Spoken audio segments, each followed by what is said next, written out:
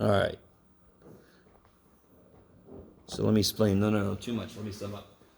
So if I have this side and I have an angle and two sides, I can put one side here. I don't know how long this other side is, but if I pick this 7 up, I can either put it here or I could put it there, and it makes one triangle, two triangles. Say again? No, it's not a choice we made. We can make two triangles given those parts. You just saw me do it. It's not a choice I made, it's just a fact. There are two triangles that match these conditions. One of them is out here, and the other one is this weird little wedge dude. You guys semi with me? Semi? Okay. Now here's what's kind of nifty. Whatever angle this is, there's going to be like one answer and then another answer up there, right? Whatever angle this is, let's see, this was side B, this is angle B. It could be there or it could be there.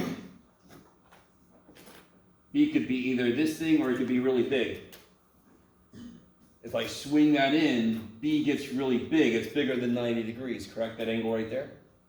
You guys all semi with me? Okay. Maybe. Now what's really interesting is, do you guys see how this is an isosceles triangle? Do you agree with me? Yeah. Because that side and that side are the same length, which means this angle and this angle are the same. Yeah. Whatever this is, this angle, it's the same as this angle. If you drop something from the apex down to the base, it's going to have So two right what angles. is this option here? So I'm going to call this one B1. What is that option? This is also B1. So this option would be 180 minus B1. Yeah. Now, that's the derivation. Let me show you how this works in practice. And again, one of the worst things you guys do to yourselves is bad bookkeeping. You do all this work and it's all over the damn place, and then you try to pick things out, and oh my God. I don't know what it's like for you to do it, but it's really rough for me to grade it. When you do law of sines, let me tell you why this is true. What was weird about inverse sine? Do I get all the possible angles in a triangle out of it? What's the biggest inverse sine can be? Because inverse sine goes from 0 to 1. negative pi over 2 to pi over 2. Can angles be bigger than pi over 2 in a triangle? Bigger than 90? Of course they can. Yes? That is the reason why this ends up with two possible answers, right? So you could have a triangle, one answer, like we got in number 1. We could get one answer. We could get two answers like we're going to get here, and we could have 0 answers. We could have a triangle that it's impossible to make, yes? What tells us that we have two triangles? We'll get there. I love it. That's a perfect question. That's what I would be like. How the shit do I know when this happens? Because it didn't happen in number 1. Now, the reason it didn't happen, the best reason why it didn't happen in number 1 is because I already knew 2 of the angles. There wasn't as much freedom. Do you see how this one requires that 2 angles are different? Because they only know one of them? Okay, I like it. That's one thing you got to be careful. So if I only know one angle, it's possible there will be 2 triangle answers. Okay, but there's a much more definitive way to tell. We just have to start working it out. Thank the gods. There's a very, very easy thing to look at to tell. Okay, so let's do this. Let's start working this out. We're going to work it out just like we did part number 1. We're going to do the same way. By the way, real quick, before I forget, darn it, I should have left that up there. But if I give you a side in an angle, and I give you this side is this long, can I make any triangle out of this? No. It's never going to reach. So that's why there's a possibility you can't make any triangles out of the pieces they give me, right? If I give somebody some pieces and I'm like, make a triangle, depending on the pieces, I might not be able to. Okay. All right. So, No, I don't need any of you. I need a pen. let's start trying to work this problem out, just like we did number 1. So I'm going to kind of like give myself a bit of a base here. I'm going to try to make C small because it's 31 degrees. I'm just going to kind of guess at what the shape of the triangle is, just to give myself a visual. So this is B, this is angle B, this is angle A, and this is A. Okay. And C is 7. Yeah, C is 7, thank you.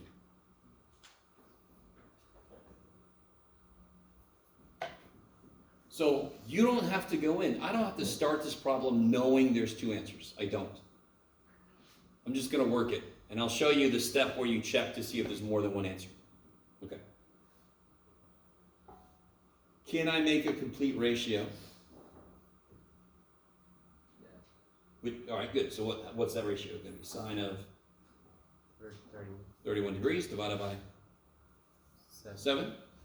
And then the letter that I have information about, of course, is B. So what am I going to put up top? Sine of B divided by side B is 10.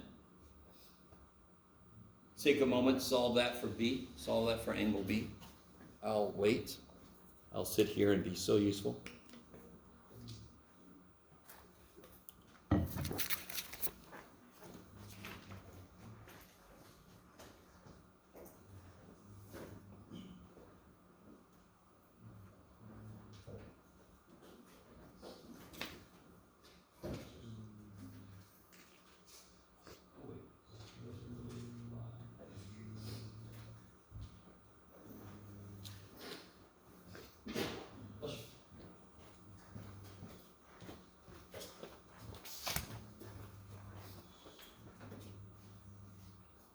So if I multiply by 10,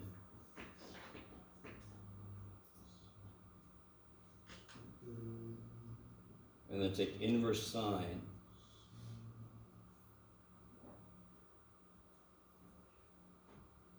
I could throw all that mess in the calculator. I really wish more people felt comfortable doing this. You guys, everybody wants to make decimals in the middle of a problem. Good God, I don't want to do that shit. I'd much rather have a nice compact, just throw all that shit into the calculator, let it worry about it. That way you don't make rounding errors, propagation of error.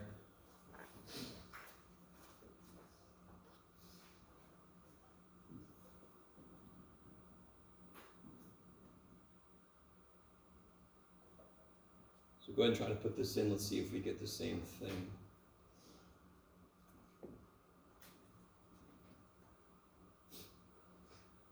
What'd you guys get? Bless you. 47? Yeah. So I get 47.372 degrees.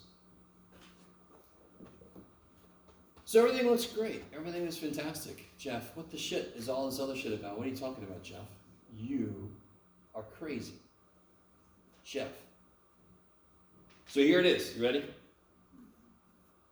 So I'm going to call this B1. Over here, I'm going to put the possibility of B2. What else? What could B2 be? B2 could be, like I said, B2 could always be 180 minus this.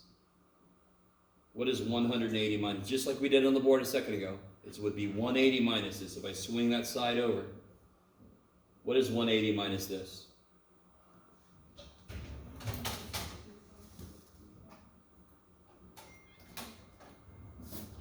Is that all right? Why does that work? What's the other angle we already knew? 31 degrees. Does this angle plus that angle leave enough for a third angle in a triangle? Yes. Yes, because this plus this is 160 something, and it's so that leaves something for the last angle. Like 19 or 20 something. Sure, exactly. You guys, so if this would have been, if my B2 would have been 160, there would not have been a second answer because 160 plus 30 is too much. There's no other triangle that could exist. It doesn't leave room for the last angle. Does that make any sense? So if I swing that over, like we did just a minute ago, physically swing that side over, the other angle is 180 minus this. Then you just say, could that work with the angle I knew? Yeah, totally. It leaves room. So here's what I do. I don't worry about that yet. I'm going to finish out the first triangle. That's why I start to call it B1. So B1. So I'm going to finish out the first triangle. So now I know angle B. What do I still not know? So now we know angle B1 is 47.372. We don't know angle A or side A yet. How do I figure out what angle A is? If B is 47 blah blah blah and this is 31 degrees, then I can figure out what A1 is, right?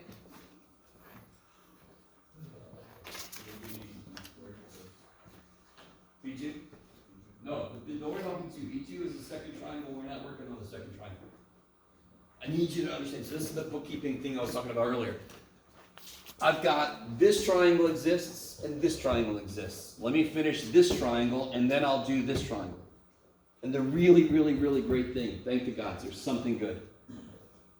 The work you do here will basically always be the same. There's some angle 1. You can figure out the last angle just by 180 minus the other two angles, because you got to make 180 total. And then you can set up one more law of sines to figure out the last side. So does anyone know what A1 is? I know 31 degrees. I know 47.372. What's left over for the last angle? What is it? 101.628. Okay. Sounds right. So just to remind you guys, let me see what works. I could do this, in which case this angle is small, this angle is big, or I could swing it in which case this angle is big, this angle is small. You see that? That's why B1 is small, B2 is big. This is B1, this is B2. Do you see that? Okay. So I'm going to solve each triangle by itself. Can I figure out what's the only thing I don't know now in triangle 1? I know all the angles, I know C and B sides, so I just don't know side A. So can I set up a law of sines? I always go back to the original thing I knew. Most likely because it's got the least decimals that I have to worry about, right? And now I know what, I'm trying to figure out what side A is, so then I want to do sine of angle A. And then I solved that, just like we did earlier. Some of you guys might realize that the law of sines, they could all be flipped. Which is smart if you're trying to solve for side, because then it's on the top, and it's a little more direct. If you don't quite understand what I just said, don't worry about it. Do it exactly like we've done. So if I cross multiply and then divide by sine 31, I end up at 7 times sine of this, divided by sine 31, and I just have to throw that in the old calculator. This will be A1. So I'm trying to be nice to myself. This is all triangle 1. All right here. I don't give a shit about that right now. That's the second triangle. I'm not even worried about him. So what do you guys get when you put all that in the calculator?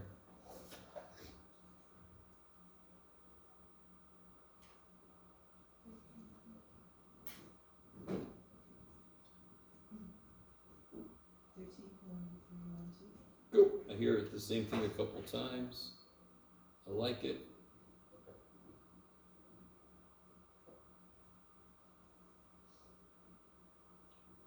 Yeah, 13.312. Kick ass. Okay, so that's the first triangle done. The fantastic thing is, whatever the second triangle is, I'm going to do all the same work, just with the other numbers. So if I have B2 as 132.628, what is angle A2 going to be? We get it the exact same way. I've got this angle, I've got that angle. How do you get the 132.62? So that was when we solved this for B. we took a moment, we did 180 minus this, because that would be what a possible other angle would be in the second triangle, would be 180 minus this. But how do we know what other angle is to subtract it? If a second triangle exists, it has to be 180 minus this. So again,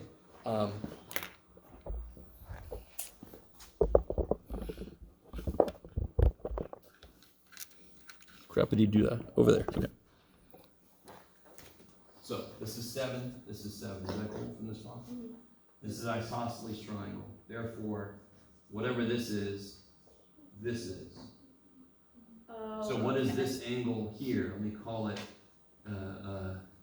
you could do it G for, God damn it, I don't know what you are. What is G plus B1 gotta be? 180. 180. So then what's G gotta be? Okay. And this is what we call B2. Okay, got it. I like it. And again, I just do 180 minus the angle I figured out. It's not always going to be B, right? Don't generalize certain things. Just whatever angle I solve for, I do 180 minus and see if that other angle could exist. So sometimes there'll be only, so again, if I would have gotten B2 to be 150, no second triangle would exist. How do I know that? Because it can't go over 180. Because the other angle is 31, and that would be over 180. There'd be nothing for, there'd be less than nothing for a third angle. The third angle would have to be negative, which really gets freaky. So you find the second angle and then you add it with So, the yeah, other exactly. Please let this make sense. Don't I already know that one angle is 31? Yeah. The possible second angle is 132 point blah, blah, blah. Does that leave room for a third angle to exist? Yes, because these two together is 160 something. So I have room up to 180, correct? So if this would have been 180, or I'm sorry, if this would have been 160, 160 plus 31 is 191. Nope. Then I would know there's only one triangle.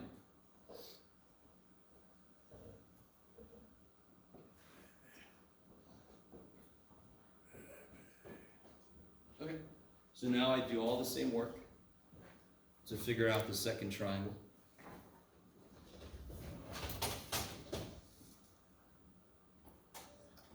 So now I kind of forget this. Now this is my whole world.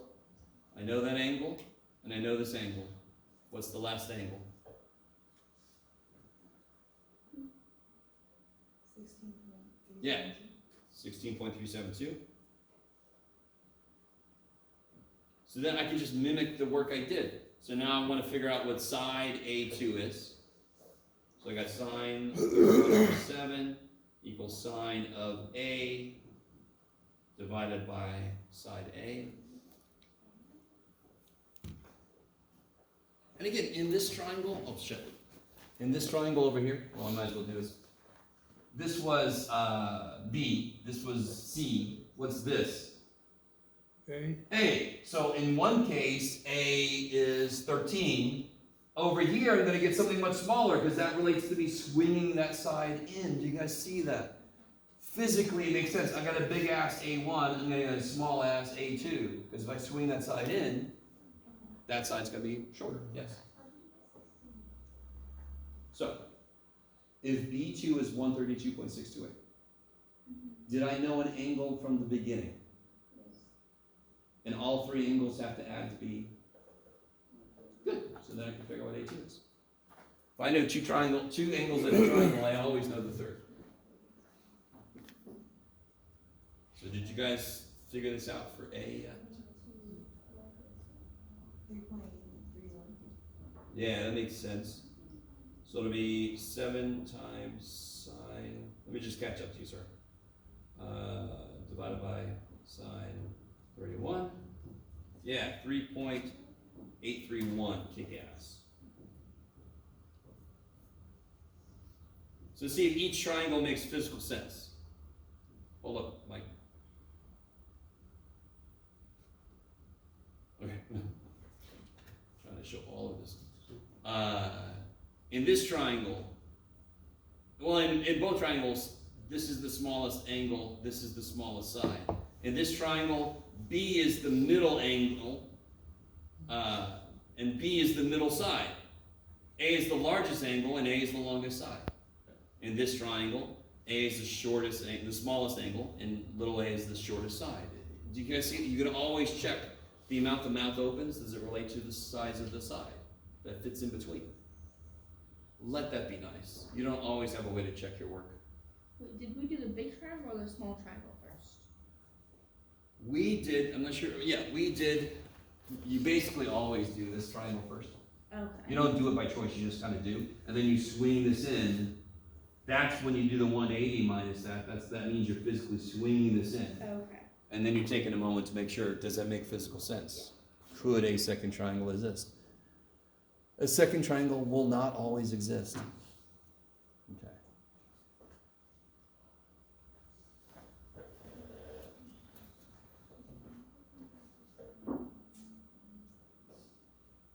Okay.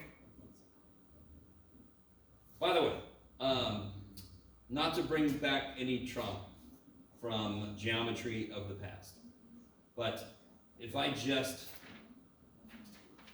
here, I got a clean slip here. If I just look at this, I know angle C, I know side C, and I know side B.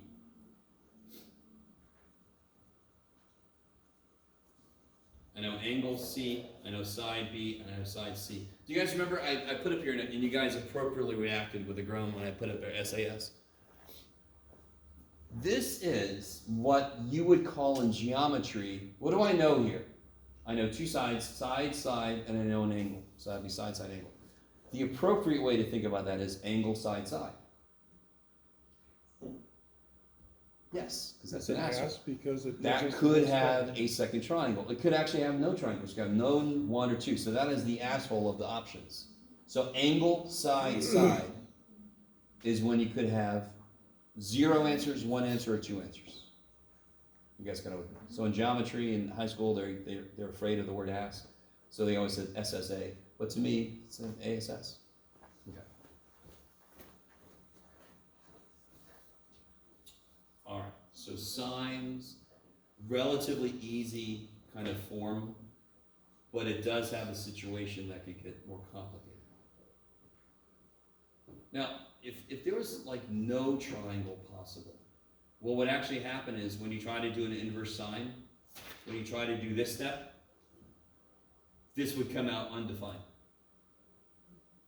That would mean there's no triangle that exists. That's kind of nice. So if you get to this point and you try to do the inverse sine, as long as you did this first step right, and you get it undefined, no triangle exists. You can just stop. Yay! So, law of cosines. Is this recording that now? Yeah, thank you, Mike. I forgot. I was gonna. I need to hire a camera person.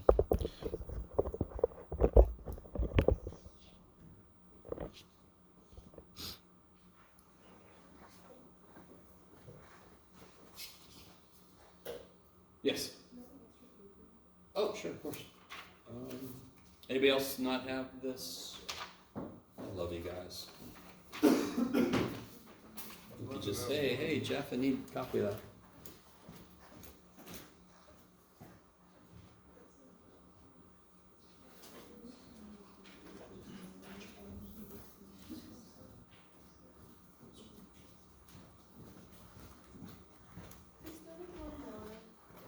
What? Oh. Okay. Anybody else? Okay.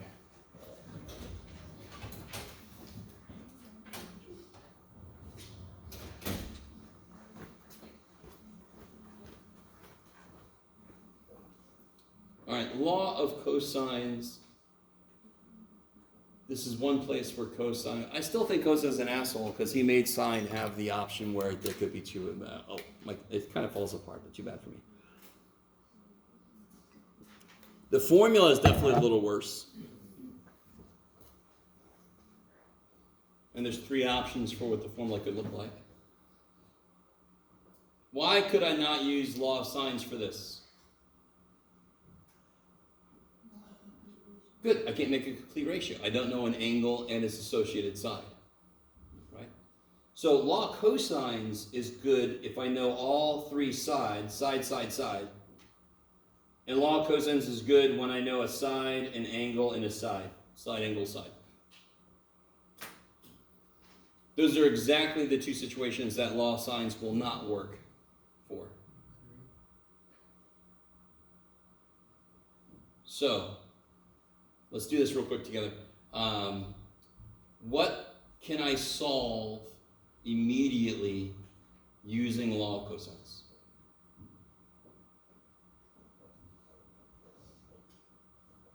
B squared. Yeah, the only angle I know is B. So what's the only option I could use? The bottom one. This one, yeah. So then I can solve for B squared and get B. So just plug and chug. B squared equals A squared, so 64, plus C squared, 121, minus 2 times A times C, times cosine of 16 degrees. You just lap all that stuff in the old calculator.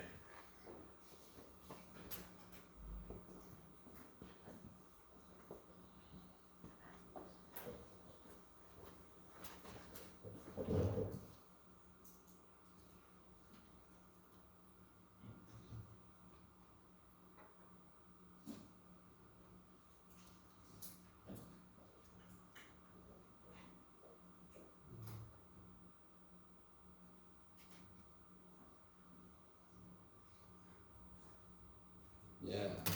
What do you guys get? Squared.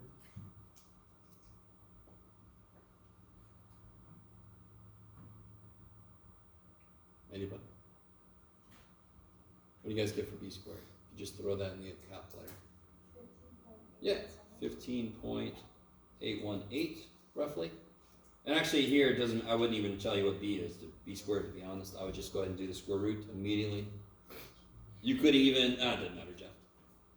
Remember, square root of answer is a nice way to make the calculator just get all the decimal points from the previous answer, so you're not rounding. So you get 3.977.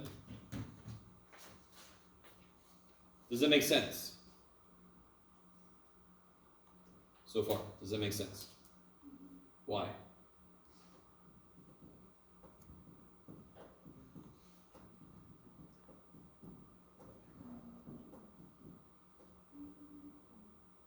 Is B a relatively small angle?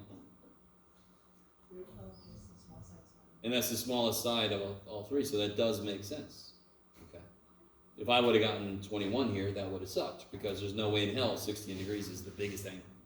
So B cannot be the biggest side. How do I get the other stuff? How do I get, what am I still missing to solve the triangle? What am I missing? What do I not know still? Angle A, angle C. Now notice how I said this here. Law of cosines to help solve the triangle. Do I want to use law of cosines again? I could.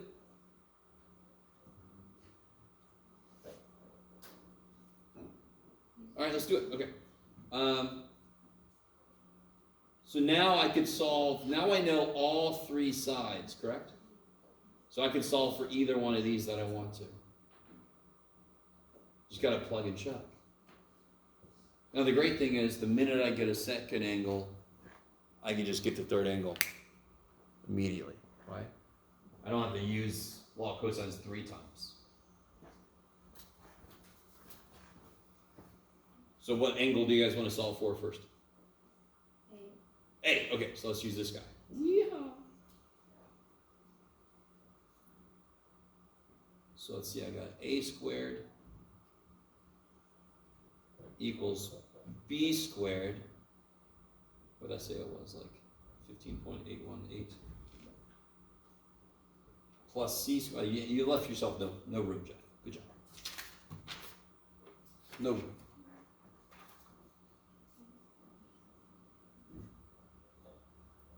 So I got A squared is, where do you go? 64. Equals B squared, which is 15.818, plus C squared, which is 121, minus twice B, which is 3.977,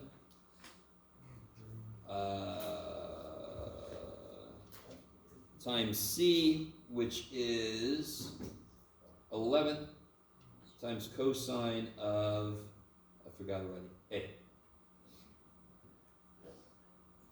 It's just plug and chug, right? I know it's not the most exciting thing in the world, and that's a good thing. Once I learn something, I can plug more stuff in.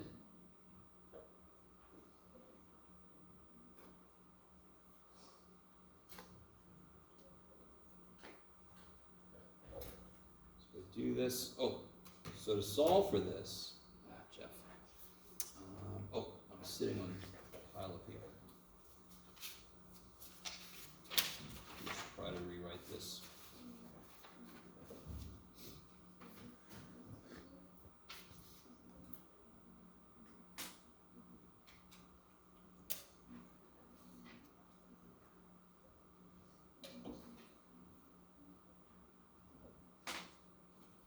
Okay, that's what we're working with. Now here's where people make mistakes. They'll do this, and they'll subtract this, and then they'll divide by that number, but that's silly, because order operations, I can't combine this, this, and this. Right, because this times cosine A. So I want to do 64 minus this stuff.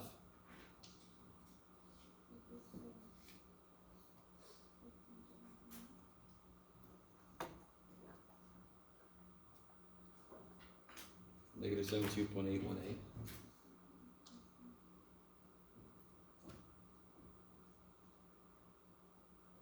Yep, okay. Equals, and then I want to multiply this stuff out.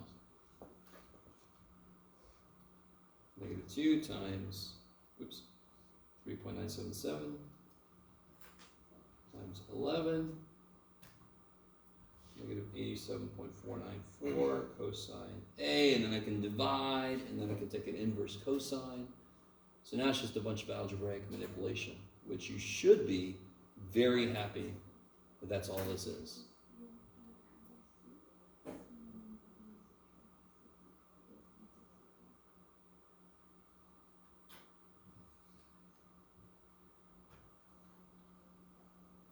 So to be really honest, screw this. I'm just going to do inverse cosine of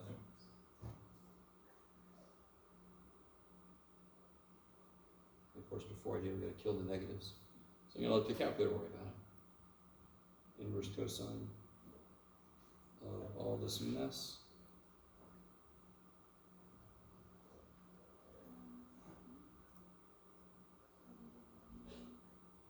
And I get that. 33.67.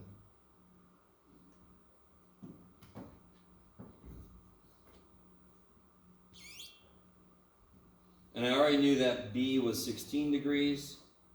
So what is angle C? That's the only thing I don't know yet.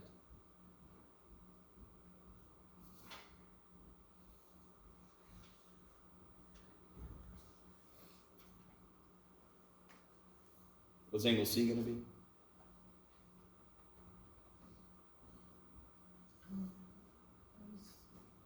Yeah, you add these two, subtract from 180.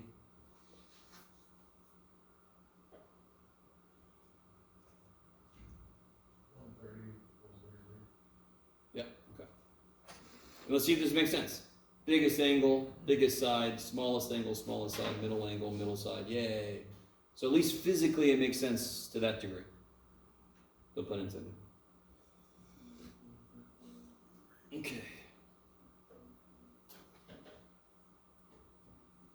So that's section 10.1, 10.2. So it shouldn't be too surprising that we're about to get into 10.3 and make sure that it's what I think it is.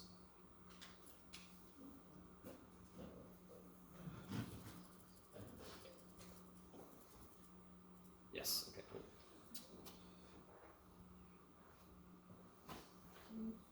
Yeah.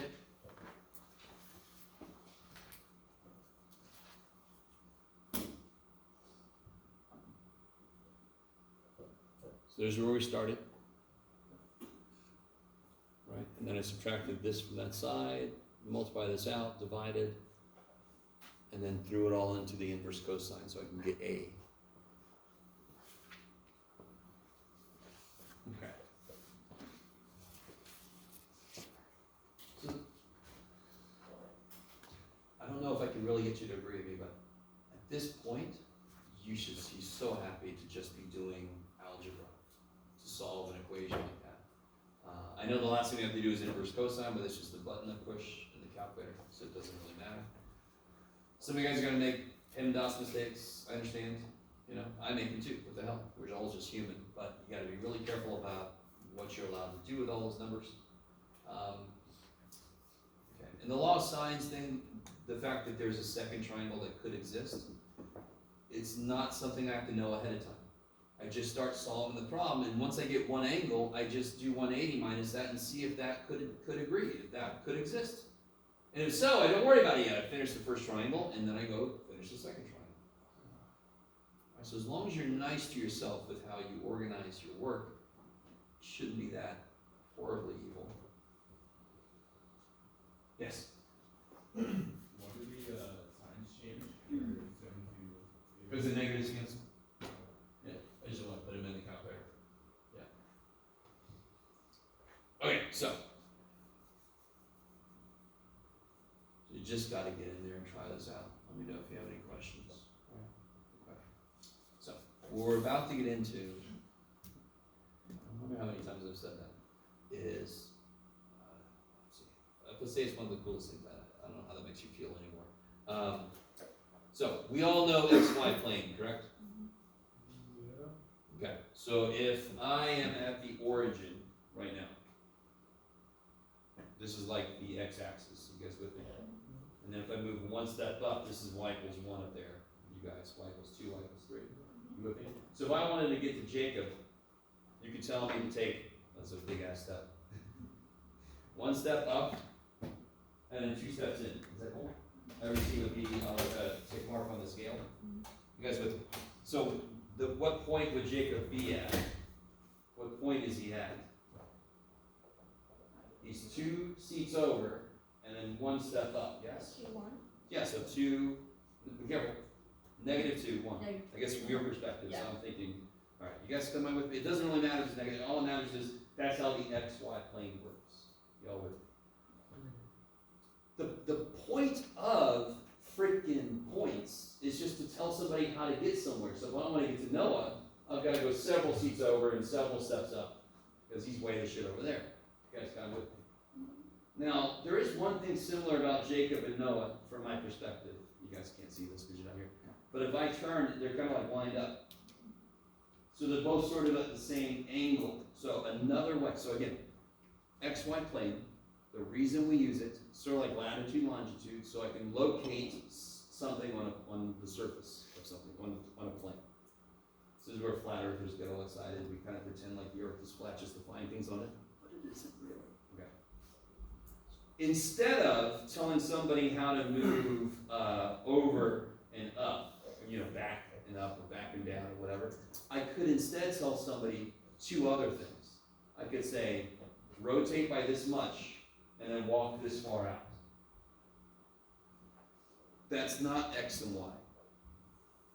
In fact, you know what that first thing is for damn sure. Rotate this much. That is an angle. So I can tell somebody to turn by an angle, and then walk out so much, that's a radius. So to get to Noah and Jacob, I would turn by the same angle. To get to Jacob, R might be 2. To get to Noah, R might be 7. Because he's further away. But they're at roughly the same angle for me. You guys understand what I'm saying? So every single point that we can find by XY, I could also find by R theta. So let's kind of start there, maybe. That might be a good idea. I'm just remembering I forgot something. It's too bad for me. Actually, yeah, let's do it.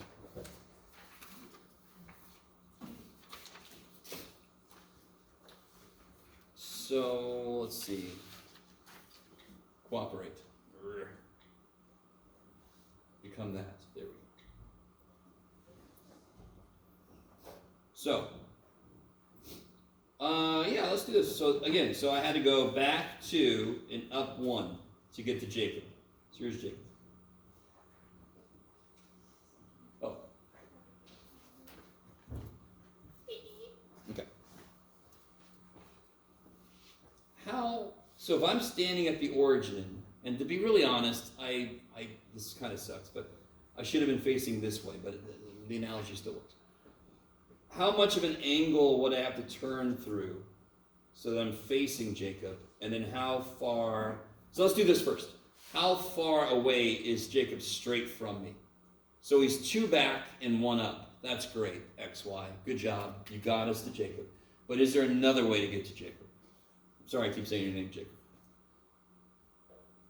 Can somebody tell me how long this is? Of course you can. Every single person in here can tell me how long that is. How long is this? 2. How long is this? 1. Yeah. Oh yeah, I see what you mean. So how long is this? So here's the point in XY coordinates. The point would, stop looking at the monitor, Jeff. The point would be -2. It's gonna be root 1. 3? Yeah, how'd you get it? What's that? It would be r squared equals x squared plus y squared, right? Yeah. So r squared equals a -2 squared plus 1 squared. R squared equals 4 plus 1, right? So r equals square root of 5. Nothing new. That's not new at all. It's so old, it's silly.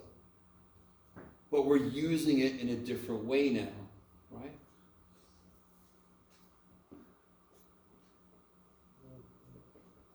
Now, how would I figure out the angle? And really, I could do it by figuring out this angle too, right? How do I figure out the angle to tell somebody? So if I was really doing this correctly, and I wasn't, I would be facing the x-axis, correct? That's 0 degrees. Take the cosine. So how far do I have to turn? I already know I have to go square root of 5 out. But how far do I have to turn so I'm actually facing the right way? So when I walk out rad 5, I actually hit the J. 135 degrees. How do you know that? Because that's the angle on the unit circle. 135 degrees should be a 45 degree angle, which would mean that these sides should be the same, right? 45, 45 would be an isosceles triangle. So I know it's not 135. How do I get it though? Well, look at this triangle. How would I get this angle here? That's the cosine. No? No? Well, I sort of, because I know this, but let's pretend like I don't know this. I want to work just with the information I know from the beginning. What would the It's a angle? tangent. Tangent of theta, Jeff. Stop looking at the mark. Tangent of theta would be what? 2 over Yeah, 1? this is -2, right? So it'll be 1 over -2. Is that Yeah, cool? 1 over -2x. So then what's theta? 30? No. Just what? How do I solve for theta? I got to kill tangent. How do I kill tangent? Inverse tangent. That you can slap in the old calculator, right?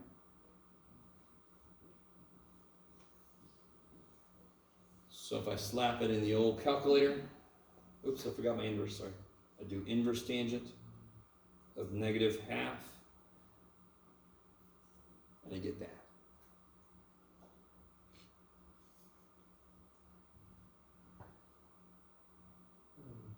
Now, is that the right angle? No, that's not a right angle. A right No, no, angle. is that the correct angle?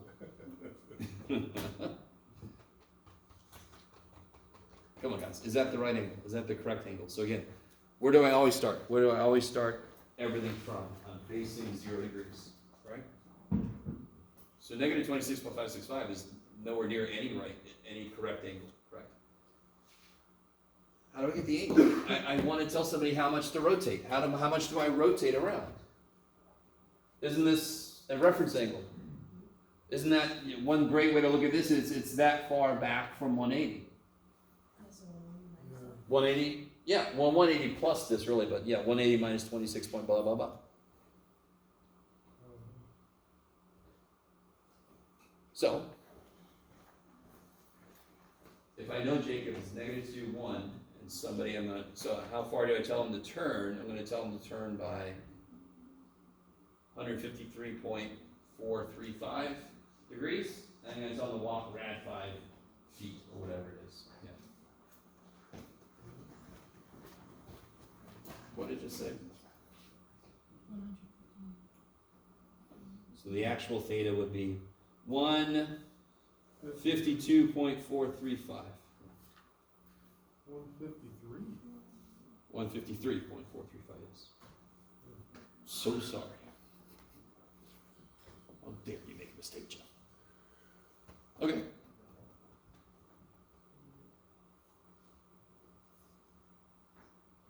So for any given rectangular coordinate point, so you can call it Cartesian coordinates, what we normally call it here is rectangular coordinates. Why do we call it rectangular coordinates? Because what shape can I make really easy on an XY plane? A rectangle. Because I can go over enough and then make the rectangle. So we call it rectangular coordinates because we're crazy creative. The other units we're using now, so what we just did was we went from XY, we went to R theta. So -2, 1 translates into rad 5, 153.435. That point is also reached by telling somebody to do this. Rotate by this much, go this far. All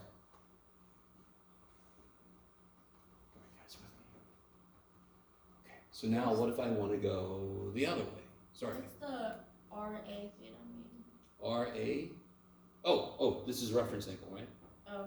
The reference angle, yeah. So then the actual angle I want to tell somebody to rotate through is this. So let's collect. Here's what I know.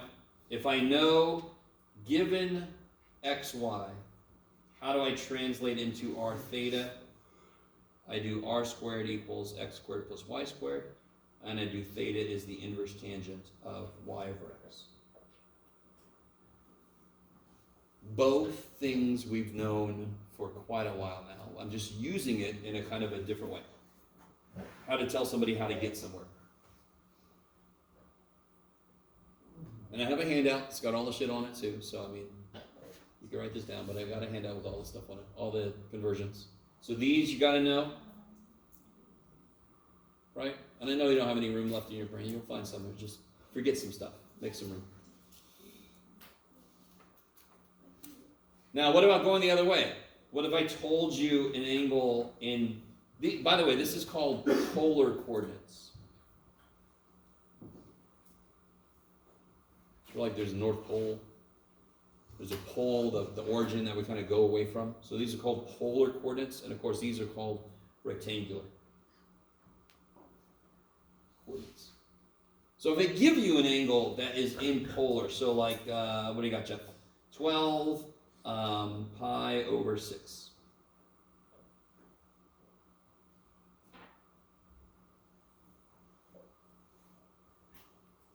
How do I convert? So in this case, I know I'm going to face pi over 6, and I'm going to walk out 12. How do I get what the x is and what the y is?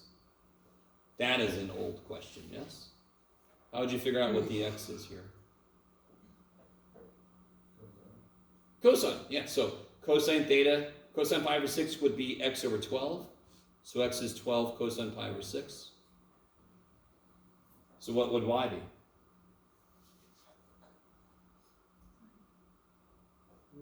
12 sine pi over. Yeah, totally. There you go.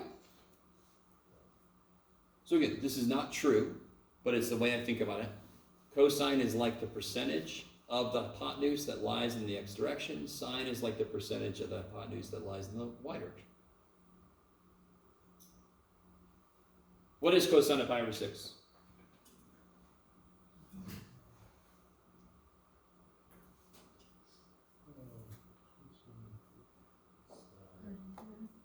It's 30 degrees, sure, but what's the cosine? Yeah, so when I ask you what the cosine of something is, I don't want an angle answer because the angle is what you put into the cosine. Yeah. So rad 3 over 2. 2 goes into 12 6 times, so we get 6 rad 3. And what's sine of pi over 6? Kicks ass. 1/2, so I get 6. So then 12 pi over 6 in polar translates into 6 rad 3, 6 in rectangle. So let's do this. Let me give you this paper. This is kind of cool. So real quick, do I want to use an XY plane to try to graph polar coordinates? No, that's good for rectangular coordinates. So let me give you this.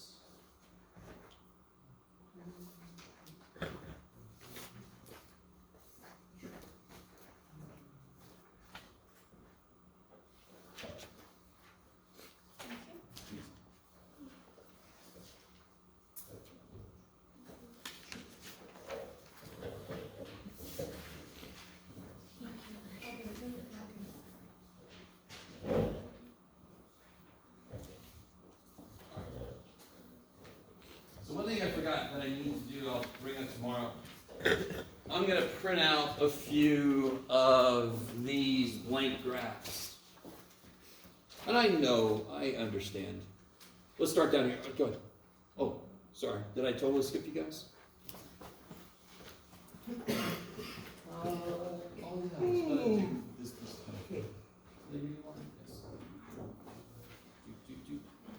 I meant nothing personal. All right. I want to look at this real quick first because we all like visuals. This kicks so much ass. I know this kind of makes you think of the inner circle because it sort of is related to that, but it really isn't the inner circle. I love this because it's got a step size of pi over 12, which catches all the freaking things we know, plus a few we don't know, but who cares? So, watch this. Graphing these things are stupid nice. Look at the first point. And by the way, let me just do a little mini rant. I hate that we made this r theta. So does my projector. We should have made it theta r. That makes more sense. But we didn't. Just want to get that out there. So it's too bad. So it's always going to be r theta when it's polar. Which direction do I want this person to face? I'm trying to get somebody somewhere. Which direction do I want them to face? Say again? They start all facing 0, and I want them to turn. I want them to turn by how much? Pi over 3.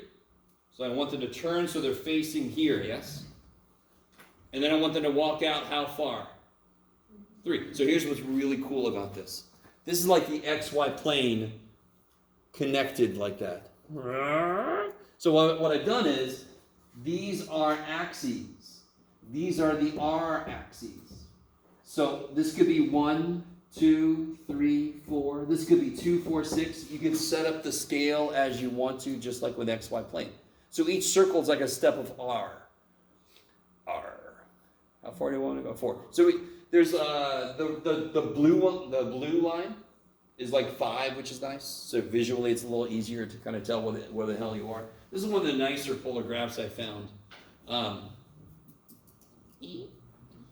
So I want to tell somebody to look there and then walk out how far? Yeah, 1, 2, 3. So the point's right there. The point is right there. Real quick. This is not XY, but can you see an X and a Y? Can you see it? Isn't there an X and a Y? So I'm still finding a point that I could find in the rectangular coordinate system. I'm just doing it in polar coordinates, so who cares? Right? It's the same stupid point. That's the same location. I just have 2 different ways to tell somebody how to get there now. Okay, bye-bye. So this would be good if I'm flying. Rectangular coordinate system would be good if I'm in like Salt Lake City. Has anybody ever been to Salt Lake City? Yeah. Salt Lake City freaks me out because it like is that. so stupid grid-like. I grew up in a place where a street intersected itself, okay? I grew up and we used to call the street spaghetti because things, and then Salt Lake was just so mind-blowing because it's almost too much. I had to take a break. It's just so super perfectly grid-like. You would think I would like that, but it was like, oh, too much. That's what all the addresses are like there too. Yeah. Salt Lake City is weird in a lot of different ways, but I forgot my point now. It's too bad. But I could get to this point going X, Y, like I could tell somebody in Salt Lake, or if I was on the water, would I tell somebody how to point their boat and then how far to go? So that's why I have two different coordinate systems, because in different situations, one is better than the other, vice versa. Okay, I like it. Or if I was in a plane, I could fly straight to somewhere. Okay. You guys try to plot the next few. Do B and C.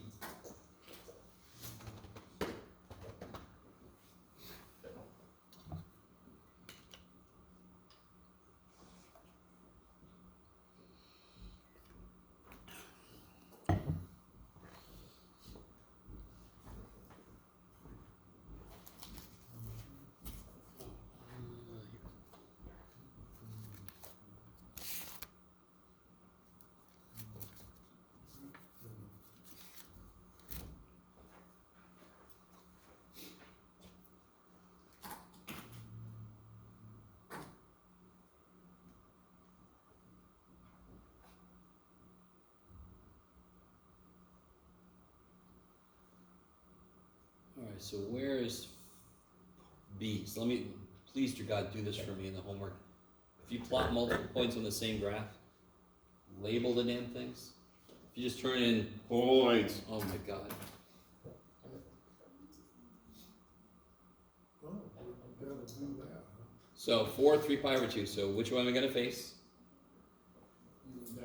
Straight down, 3 pi over 2. And then I'm going to walk out. 1, 2, 3, 4. I lost track. There we go. So that's B. By the way, real quick. For point A was this. Is there another way to represent point A? Not just rectangle, I want it in polar. Is there another polar way? Yeah, well, it could be the opposite one, and it could be negative. True. Something we don't know yet, like part E, is you can walk backwards. So R could be negative, that just means walk backwards. So another way to write A would be tell somebody to face 4 pi over 3, face this way, and then walk backwards. So I can say face 4 pi over 3, and then walk backwards 3 steps. Now, of course, there's also the infinite thing where I could just take pi over 3 and add 2 pi k to it. Yes? Yeah. So to be honest, there's an infinite number of frickin' points that relate to this. You guys semi with me? The two main ones are positive R, negative R. So face in the direction you want to go, or face directly opposite from the direction you want to go. How about C? How about tree? How about tree? Face pi. And then walk out 3.5. 1, 2, 3.5.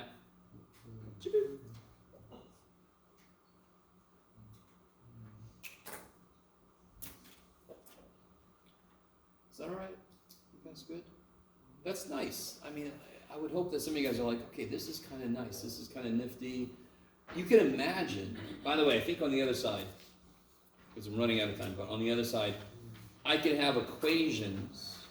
Just like I have XY equations, I can have hard things, and then you get these funky, look at the shapes you get. This one, of course, is affectionately known as the butt one, or it's a kidney bean, or, right? Or it's a heart graph. That's why we call it the cardioid, right? Where my biologist at? Ovals of Cassini is just an example of a peanut, and then you got the two tires or whatever. This guy have a little internal little thing. Anyway, sorry. You get some really nifty freaking graphs. Remember the spirograph game I told you about? So you can actually figure out the equation of a spirograph shape based on the size of the gears and so forth. So, okay, next time we'll finish this up.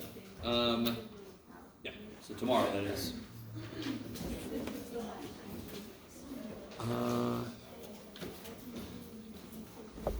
Oh yeah, shoot.